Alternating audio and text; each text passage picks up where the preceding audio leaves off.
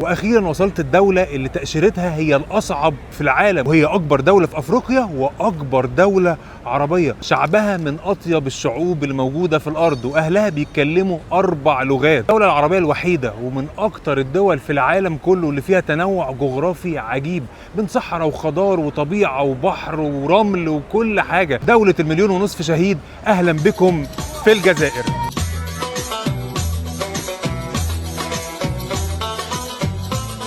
العسلامة من الجزائر، مرحبا بكم في الجزائر. مرحبا بكم لبلدكم الثانية هي الجزائر. لسه واصل حالا العاصمة الجزائر، والحمد لله لسه معدي الجوازات. أول حاجة تعملها أول ما تيجي إن أنت تغير عملة، وتغيير العملة بتغير في المطار مبلغ بسيط تقريبا يعني 50 يورو عشان تمشي حالك وتجيب شريحة وكده. فأنا غيرت من هنا من بنك التنمية المحلي. طبعا السعر بره لأن في سعر سوق سودا وقصة، فطبعا هنا بتغير مبلغ بسيط بس عشان تمشي الدنيا. وبعديها بتيجي عند أوريدو هنا عشان تشتري الخط. هشتري خط 50 جيجا علشان نعرف نتحرك بقى ونبدأ الرحلة بتاعتنا. علشان تبدأ جولتك في الجزائر لازم توصل الأول للسنتر بتاع البلد من الكيلو زيرو اللي هو قدام مكتب البريد، ومن هنا اللي هو موجود يعني في وسط العاصمة. ومن هنا بقى تبتدي تاخد الجولة بتاعتك وتنطلق. يا جماعة شايفين الأجواء المبهجة في شوارع العاصمة الجزائرية، وناس بالطبل والسمر والهيصة وكلام كبير، وعمالين يهيصوا في الشوارع، محلات. فأجواء عالمية يعني بصراحة خطيرة. بص كافيهات، كله قاعد في الكافيهات، اماكن للمشاة والشوارع. شايفين شكل التصميم المعماري الاماكن اللي ورانا. يعني بجد انا طول ما انا بتمشى عمال استمتع كده بالعاصمه الجزائريه. شايفين شكل المباني، التصميم المعماري، شوارع كتير للمشاة. حاجه مبهجه جدا. يعني لازم اول ما تنزل كده تسيب كل حاجة وتنزل تتوه في الشوارع بتاعت العاصمة، هتلاقي نفسك في متعة مش طبيعية. يا جماعة الأجواء الباريسية اللي على الصبح دي، يعني شايفين وسط البلد مدينة نظيفة جدا، شايفين جرافيتي في كل مكان. بلد فيها حياة طول ما انت ماشي. زي ما انتم شايفين تلاقي الصبح بقى الناس هنا بيفطروا الصبح بقى الساندوتش والحاجات بتاعتهم، غير طبعا في كل المخابز بقى طول ما انت ماشي باجيت اللي هو العيش بتاعهم الطويل ده. اجواء خطيره. الجزائر في كل مكان بيظلوا يفتكروا كل مجزره من المجازر اللي حصلت اللي الفرنسيين عملوها للجزائريين. يعني النهارده وانا ماشي بالصدفه لقيت ان هو النهارده في تخليد لذكرى مجازر 8 مايو 1945. زي ما انتم شايفين شغالين موسيقى. يعني انا حاسس اني رجعت بآلة الزمن ايام جمال عبد الناصر وايام الثوره الجزائريه. والايام دي والله العظيم رجعت لها من ما شفت الاعلام مع النصب التذكاري، مع ان هنا فيه قايمه بشهداء لبلديه محمد بولزداد. شايفين يعني تحسسك ان هو فعلا الجزائريين ما زالوا بيتذكروا كل المآسي اللي عدوا بيها. بلد 1 مليون شهيد يا جماعة، 1.5 مليون شهيد ضحوا بأرواحهم وبحياتهم من أجل تحرير تراب البلد دي. الزاكيات الطاهرات والجنود اللامعات الخافقات في الجبال الشامخات الشاهقات. نحن ثرنا في حياة أو ممات، وعقدنا العزم أن تحيا الجزائر. فاشهدوا.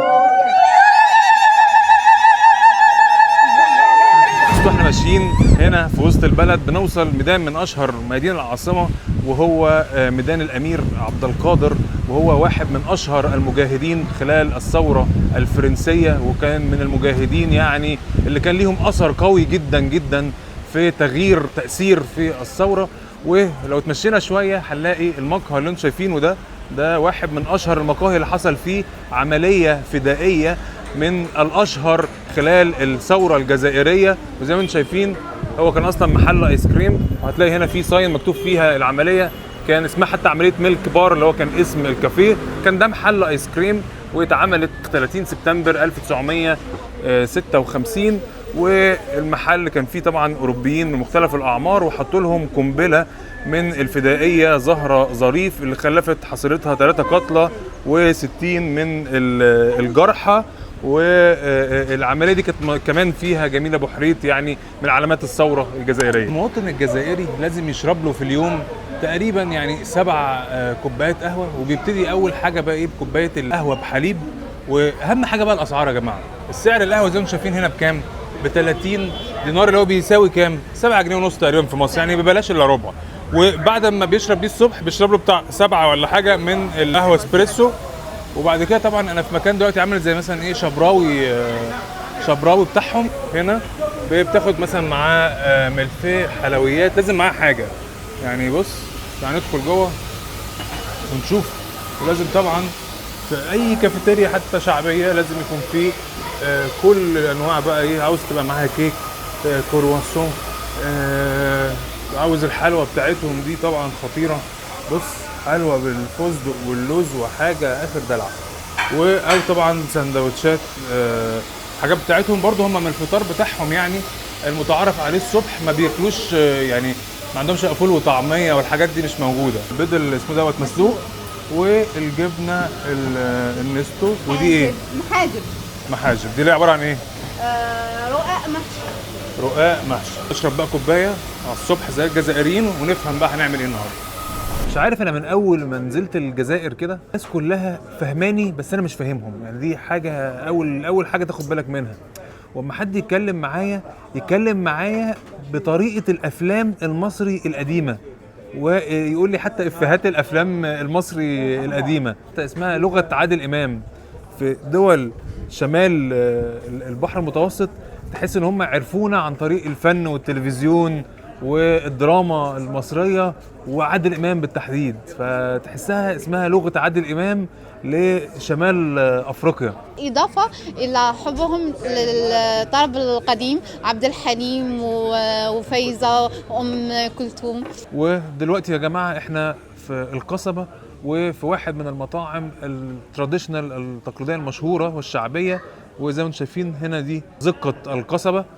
وهنا بقى احنا دلوقتي اهم حاجه هي الصينيه اللي احنا هناكل عليها. دي حاجه من الحاجات التراثيه يعني صينيه النحاس بالظبط. صينيه النحاس دي زي الطبليه عندنا، وهي زي ما بيقولوا كده ان دي بيتجمع عليها الاسره الجزائريه، ودي حاجه اساسيه. يعني الاسره كلها بتتجمع على الترابيزه دي، هم ياكلوا ويتكلموا بقى في يومهم عامل ازاي وعن اخبار الدنيا. ودلوقتي هناكل السردين. سردين. وريهم السردين بقى. ده هو ده السردين هناكله. وده اسمه ايه؟ حميس. هي الوحيده اللي حافظه اسمه. من الصبح ولا نقولوا حميس؟ مع نفسك بقى، مش حافظ انا الكلام. هي غلط يروح يقول خميس. ايوه لا والحين هنقطع تاكل الخميس. المهم، وده بقى المشروب انا افتكرته ازازه ميه، ولكن هو طلع مشروب زي مشروب غازي زي السيفن اب مثلا او كده، ولكن هم ما عندهمش مشاكل في المقاطعه خالص، لان هم شايفين اللي عندهم منتج موجود من سنه كام بقى يا معلم؟ 1878 بالظبط. وكان يعني اول مصنع ليه كان موجود هنا في القصر. استرول الهميسة وسقندر وسوشكر صوتك سيكر ومبار لا ميزون بنوش لا ميزون بنوش. استرول الهميسة وسقندر وسوشكر صوتك سيكر ومبار لا ميزون بنوش. لك ان تتخيل اول ما تشوف المنظر دوت للكبش هتفتكر ان ده بقى ايه، هنا ماسكينه يعني بيربوه علشان يذبحوه بقى في العيد الكبير وهكذا. لكن ده واحد من ابطال مصارعه الكباش، وكسب قد ايه؟ 7 بطولات. وشكله طبعا مميز، عاملين له حنه عشان شكله مميز. بيفكر فيا ان انا يعني ايه ينطحني انا كمان. و يعني ما شاء الله هو حجمه مميز. يعني لو نزلنا كده شويه هتلاقي حجمه ما شاء الله. بتقولي على السوشيال ميديا؟ هو مشهور على السوشيال ميديا. بجد؟ اسمه ايه؟ بص داخل عليها هينطحها يعني ده ممكن يبقى ليه بيدج ومعروف هنا واخد مسابقات وجوائز. بصوا يا جماعه، عشق الجزائريين للكوره لا ينتهي. يوم الجمعه لازم الحاجات اللي متعارف عليها اللي عندهم ان هو ينزلوا يتجمعوا ويلعبوا كوره وهتلاقي حتى ملاعب الكرة عندهم وسط البيوت، حتى وسط القصبة، البيوت القديمة، حتى تلاقيهم سخنانين كده زي ما هم متعرف عليهم طول عمرهم في ماتشات الكورة. ف بجد انا في كل مكان، كل حارة، كل بتاع في ملاعب كورة وماتشات حامية جدا يعني. احنا ماشيين كده بالصدفة سمعنا صوت ناس بيقروا القرآن او بيحفظوا القرآن. دخلنا المدرسة لقينا فيها اطفال ما شاء الله يعني، بيودوهم زي المقرأة كده عندنا ويقولوا لهم الشيوخ، وهي تبع المسجد ده. شايفين المنظر عامل ازاي؟ بصراحة اجواء جميلة. شايف الاطفال بيلعبوا كورة عندهم في مكان جبار يعني، البلد كلها على تلال وجبال. جامع سيدي رمضان. جامع سيدي رمضان. طبعا ده اللبس التقليدي او التراديشنال هنا في الجزائر. وطبعا احنا قلنا في كل مكان وكل مدينة ليها لبس خاص بيها، وشكل اللبس بيختلف من مكان لآخر. ايه هي عادات الزواج في الجزائر؟ قولها لنا كده يعني. ايه اللي بيحصل؟ الدنيا بتمشي ازاي؟ عدد كتير، لكن أهمها الرجل الجزائري والذي يدفع المهر نقدا للمرأة في اليوم قراءة الفاتحة، والفاتحة تقرأ مع شيخ جامع مش مع ناس عادية، ويكونوا فيه شهود، ويدفع ذهب برضو. والعروسة تيجي بشنطة هدومها. العروسه بتيجي بشنطه هدومها بس؟ ملهاش، ما عندناش البنات يجيبوا أجهزة كهربائية ومطبخ والخشب والحاجات دي خالص. خالص. عندهمش قايمه وبتيجي بشنطه هدومها، فيعني مفيش بعد كده. طول ما انت ماشي في الجزائر في كل مكان هتلاقي اعلام فلسطين او شعارات، لان هم من اكتر الشعوب المتاثره بالقضيه واللي بيحاموا عنها جدا جدا. وهتلاقي حتى في الجرافيتي وفي كل حاجه في الشوارع هتلاقيها عن القضيه. اجمل فيو هتشوفه للعاصمه الجزائر هتشوفه من عند كنيسه النوتردام او كنيسه سيده افريقيا، وهتشوف فيه واحد من اجمل المناظر اللي هي موجوده اعلى تبه، وبتشوف بقى ايه المنظر الخطير. تعالوا نشوفه ده سوا مع بعض. بص شوف المنظر من هنا، شوف بقى مدينه من تحت والخضار وجبال وحتى المينا والبحر، ولو قربنا كمان شويه هتلاقيها بتشوف هنا ده المسجد الاعظم. فمنظر خطير، غير ان تفاصيل الكنيسه فيها تفاصيل حلوه قوي بصراحه يعني. وصلت واحده من اقدم واجمل الحدائق الموجوده في افريقيا هنا بالتحديد في الجزائر، وهي حديقه التجارب الموجوده من 1832. وطبعا الفرنسيين كانوا بيعملوا او عملوا حديقه التجارب ديت علشان يجربوا ان هم يزرعوا نباتات كتير، زي ما قلنا اكتر من 3000 نوع من انواع النباتات، علشان يشوفوا ايه الانواع اللي تصلح لان هم ياخدوها من بلد اخرى ويزرعوها هنا، لحد ما تكونت مع مرور الوقت الحديقه دي. وكمان الحديقه دي اتصور فيها افلام كتير عالميه، ومن اشهرهم فيلم طرزان اللي اتصور هنا، وبقى كمان رمز من رموز الناس تيجي تتصور عند الشجره اللي ورايا دي اللي اتصور فيها فيلم طرزان. عجبني بقى ان انا وانا بتمشى في العاصمه، شوف احنا رحنا جزء قديم قصبه، جزء فرنسي تاريخي، هنا بقى عاملين مكان فيه ممشى للناس بيهتموا قوي باماكن اللي فيها التمشيه والاماكن الرياضيه. يعني حتى ورايا في ساحه من الساحات الرياضيه اللي عاملينها باسكت، عاملين ملاعب كوره، ممشى الناس تتمشى فيه، وتراك للجري على الكورنيش البحر بتاعهم. فحاجات جميله، وواخد بالي ان هم بيهتموا باماكن ناس تمشي فيها، يعني مش بيصغروا الشوارع ولا يقللوا الاماكن بتاعه المشي، لا بالعكس بيهتموا بيها وبيطوروها. يعني المكان ده لسه جديد يعني، عايش والله. مين فينا ما يعرفش ان اعظم نشيد موجود في العالم كله هو النشيد الجزائري، النشيد الوحيد في العالم اللي بيتوعد دولة تانية بالانتقام. ولك ان تتخيل ان مفدي زكريا اللي كتب كلمات النشيد دوت كان مسجون في السجن اللي ورايا ده، وكتبها بدمه. وصديقتي هتحكي لي بقى دلوقتي عن تفاصيل اللي لسه كانت بتحكي لي عليها واحنا بنتكلم. قولي لي، كنت بتحكي لي ان مفدي زكريا كان مسجون جوه، ايه اللي حصل عشان يكتب الشعر؟ الحبس ده كان مصنع للخل اسمه سركاجي بمعنى الخل.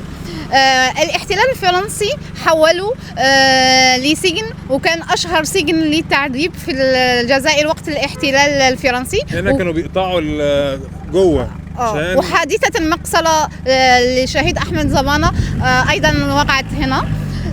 والنشيد الوطني اتكتب في المكان ده بعد ما فرنسا رفضت منح الأوراق لشاعر مفدي زكريا شاعر الثورة ليكتب فيه النشيد، فهو جرح صباعه وبالدم اللي طلع من صباع كتب أول مقطع للنشيد الوطني في هذا السجن، سجن سركاجي أو بربروس كما يسمى. يعني حاجه تخيل نشيد اتكتب بدم، يعني ما لقاش ورقه راح مقرر ان هو يعور صباعه ويكتب ابيات النشيد بدمه على الورق علشان ما ينساش كلماته، لان هو كان كل شويه اللي انا كنت يعني بسمعه بقراه ان هو كان بيعذب تعذيب يعني ما فيش بعده، لدرجه ان هو يعني الكلمات دي جت من كتر التعذيب اللي شافه، فكان بيقول اللي بداخله ويتوعد بيه ان هو في يوم من الايام هينتقموا من الغزاة الفرنسيين. ما ينفعش اجي الجزائر وما اروحش اكبر مسجد موجود في افريقيا وثالث مسجد موجود في العالم كله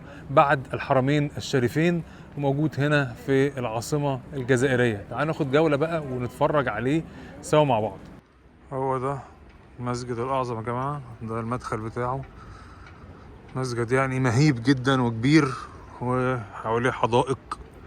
زي ما انتم شايفين الاجواء العالميه في وسط البلد، يعني بتتمشى في العاصمه الجزائر، شكل مباني خطير، مساحات الناس تمشي على رجليها، اجواء ما بين يعني الباريسيه والهويه الجزائريه والطابع الاسلامي، فجميله جدا ان انت اصلا تتمشى كده فيها وتتوه في شوارعها، المدينه العتيقه فيها وتشوف تاريخها.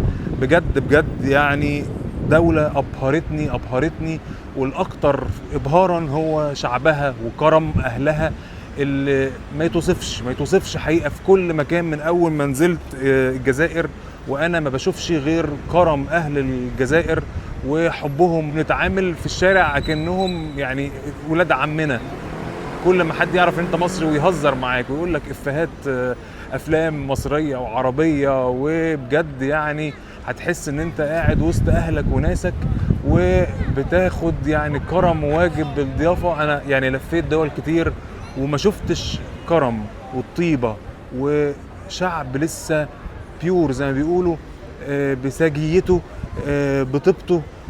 تقدر تقول ان كمان عشان السياحه هنا الخارجيه من الدول حول العالم هي قليله، فما بيشوفوا سائح وكمان مصر يعني حد من اللي بيحبوه ويتابعوه ويشوفوا طبعا الدراما المصريه والحاجات دي مؤثره فيهم، وعادل امام والفنانين والممثلين وكل الفن يعني اثر فيهم، فبيحسوا ان هم شافوا حد كده طالع من التلفزيون وبيتكلم معاه.